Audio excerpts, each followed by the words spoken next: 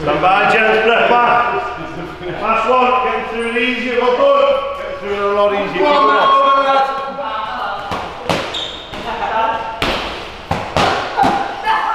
Dan, just been watching you do a little session there with all the lads. They're all looking like they're in great shape. It seems like they've not really been out of the gym.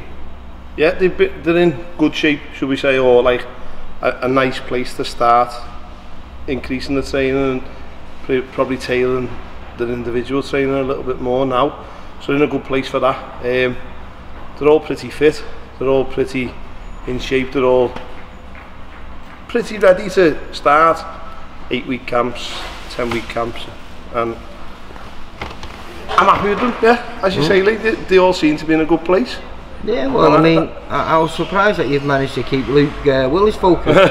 Well, not only the fact that, you know, with the injury, you know, he can normally go off the radar even when he's eligible to fight, but, yeah, you know, for 10 months he's been injured, and it seems like... We've seen a lot of him, yeah, and you know what, he's been in, he hasn't let us down, if he can't get in because he's working, it's a message, what should I do, when can I do it, what... And that's what I like about all the lads. They're very, very keen to be in, and if they're not in, they're very keen to make sure that they do what's right. That is how we try and keep it with them. We try and keep it so that they're all individually tailored and they know exactly what they're doing. Well, I think the other good thing that has happened this summer is Jed boxed the 21st, and everyone sort of stayed around with him, for him. Although some of them couldn't spar him, they stayed around and kept their hands in and got enough rounds out, or helped them with sparring, helped them with different sessions, and it was good to see, to be honest. It was nice to see them all as a team. I was going to say, that's what I see here. I mean, watching you all get ready there before, all working one another, doubling up on the bags together, it seems, I know it's an individual sport, boxing, but you know, it seems like you've got a great team here. Yeah. You all seem to be bringing one another on now.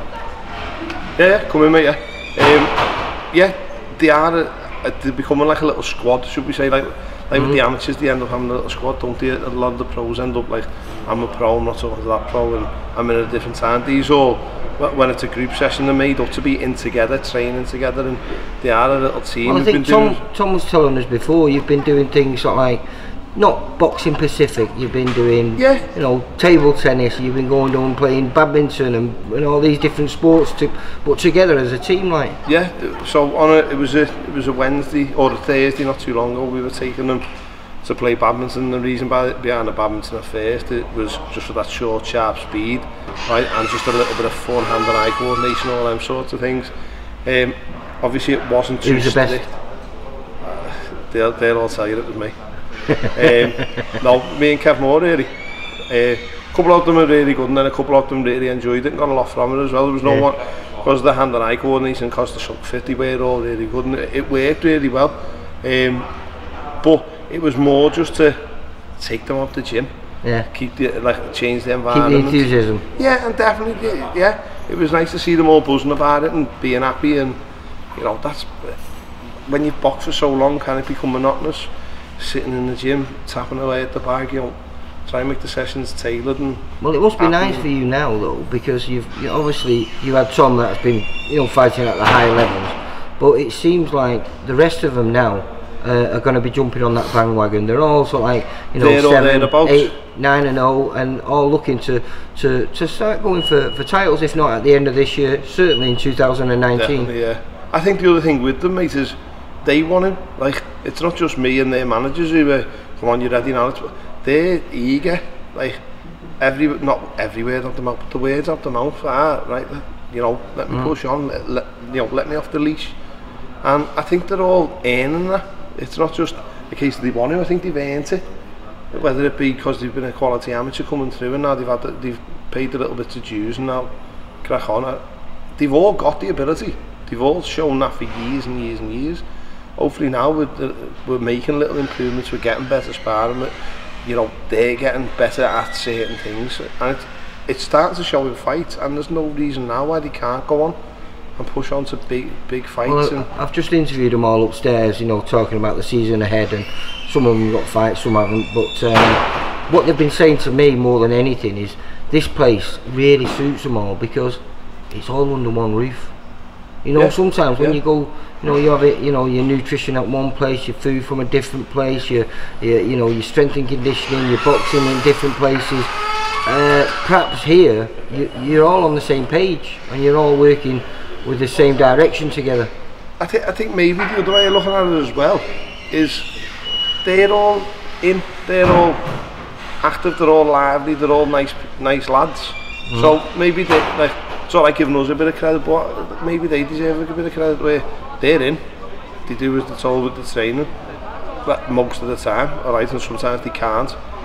Most of the time they're on the food, they don't eat too bad, alright, they might be a little bit heavy at times, but we'll bring it back in and they're doing it. So maybe they're starting to become model pros and stuff. Yeah, but maybe that's because together it's the environment breeding in, it's all here, yeah, exactly, but isn't that a good thing that, you know? But that's what I'm saying, you know, because a lot of them, you know, look, the likes of Luke Willis and Matty Fagan both struggled with weight, you know, making weight, maybe not, they made weight, but they maybe didn't make it right, if you know what I mean, which meant they didn't perform as well as they could have. Yeah, I'd agree with that, but they still have to work long and hard to be as skillful as they are, so, yeah, what you're saying is right, but I also think that they deserve a bit of credit, and they deserve a bit of praise for being grown-ass men trying to change their ways and actually adapting and doing it. Well, Matty's got a good opportunity to win the IBF European crown. He hasn't been out the gym, he has been on it. He was really unlucky with being ill, and then Barrett pulled out the time before that, didn't he, like a couple of days before, and that's just dead unfortunate. And I know that Robbie Barrett will be training as hard as Matty Fagan will be, you know, and the credit to Matty Fagan, he has stayed in every day over the summer, brought his kid in when he's really struggled, and he's easy, he gets talking all the time, what do you think about this? I've sat and talked to him, spoke about little things already, and he's in a good place. I was going to say that, he seemed like we've chatted upstairs. In a good place is dangerous.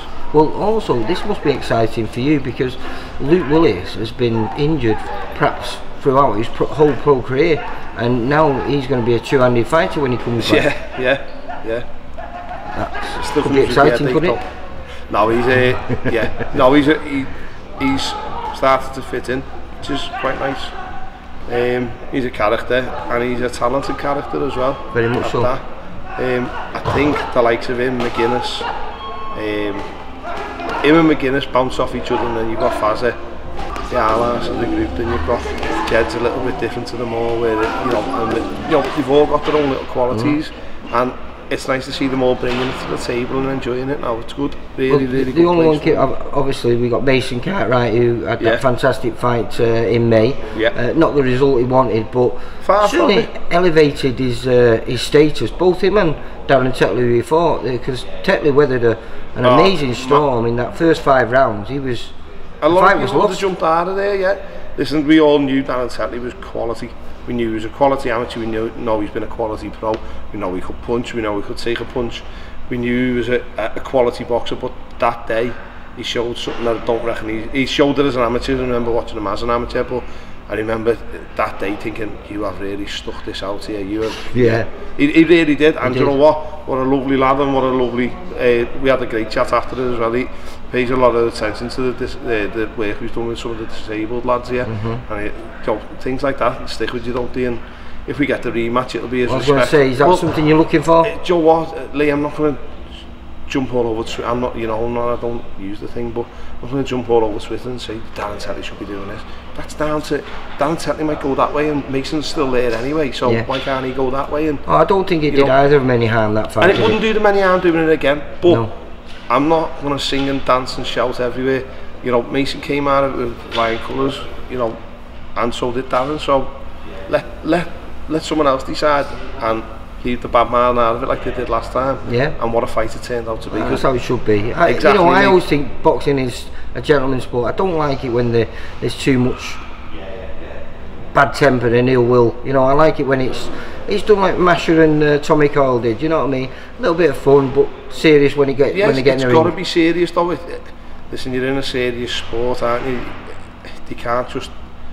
It's not fun and games all the time. But, you know, I don't think.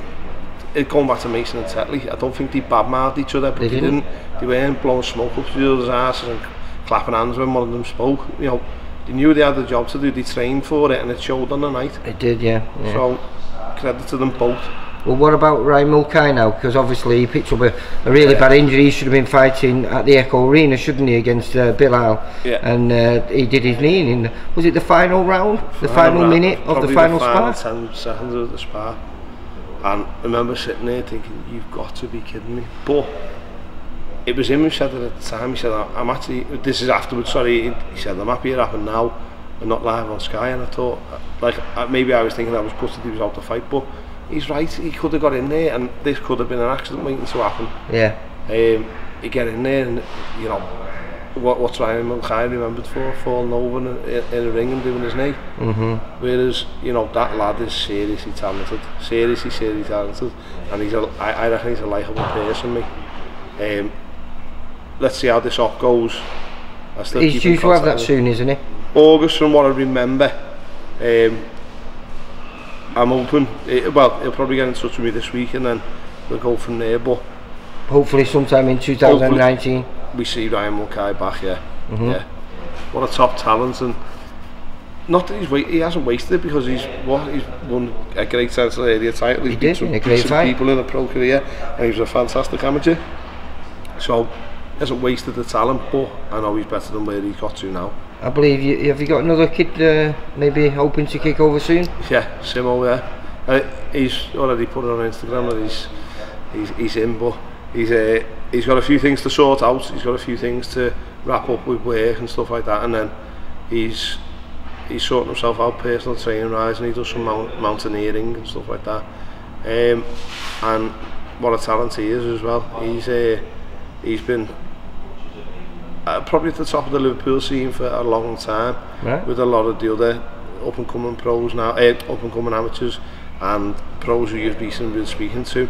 He was on the elite level, and he won an NACYPs back in the day and done well in the ABAs, so he's got some really good wins under his belt, and he'll be an exciting prospect when he turns over. Well, he'll probably turn over at welter, maybe look to do light welter as well. He's a big lad, but he's a big lump as well.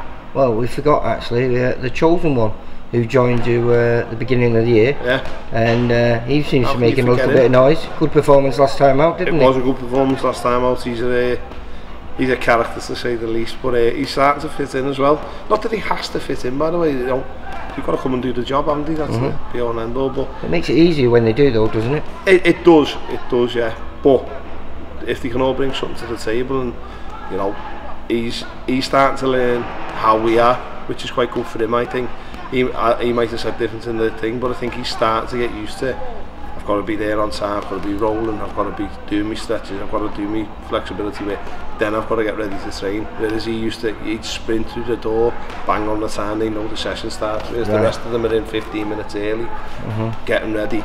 He's a character, and he thought running through the door, bang on time was great. That would have been me, mate.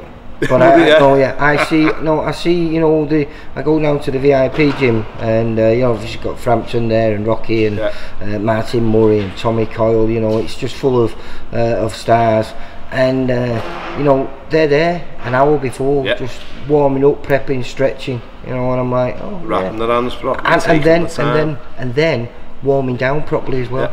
So you know, the hour session is actually more like 2 hours, maybe two and a half hours. Because of the prep that they do, and I think Jamie's very clever in what he does. He's learned probably from his own career as well, where he knows that's what I should have done, or he was doing maybe, but what he's doing, then the proper hour, where it's a proper, why does it need to be a 3 hour session? It's a proper hour of proper training, or sparring, or tech, whatever, and then that little finish is ideal. Cool down, talk, discuss what's going on in the session, talk about what's the, you know, and all. I think he's doing it right.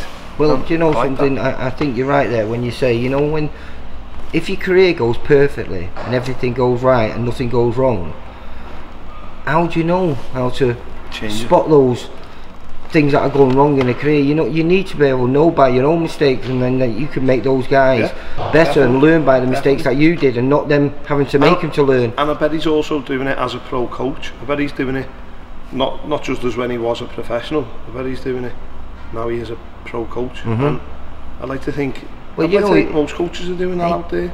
12 months ago, he was a part-time coach. Yeah. You know, and now he's arguably... Well, good things happen to good people, yeah. Well, so. Hey, but arguably that could be the most successful gym in Britain. If Martin Murray can go on and win a world title, Frampton... Rocky already is a world champion, that's what I'm saying. So, you know, they could have 3 world champions in that gym. As well as a Commonwealth champion and and other kids that are on the verge of making noise themselves. Well, Cattle or the British champion. Yeah. You know, I know he hasn't got it no more because he's given up, but what a talent he is as well. Quality. What do you think about that? Things happen to good they've all been talking about that. I was chatting upstairs with Tom. You know, the possibility of O'Hara Davis fighting Jack Cattrall. What do you think the outcome would that be? I probably wouldn't put money on it. Yeah. And that's me being brutally honest, only because that's how it right O'Hara can put anyone asleep at any time. That was a good knockout in his last one, wasn't it? Exactly, against a decent kid as well. I know. But every time I watch Jack, I love watching Jack, even if it's sparring in contest. Even when I go up, we'll be sparring up there, I'll stand and chat to Jack and have a little discussion, and I'll watch him what he's doing on a bag. I'm sure he won't mind us saying when he's trained here after the spar and stuff like that. And I think he's such a talent. Yeah. Such a talent. Well, you know what I'm excited about? I think O'Hara might bring out the best in him, and seeing the possibly, best yeah. will be nice to see, wouldn't it? Yeah. Sometimes it's a cracking he just does what he needs to, doesn't he? Yeah. Yeah, but how good is he at doing that? I know. That's what I was talking to. O'Hara's brilliant at what O'Hara does.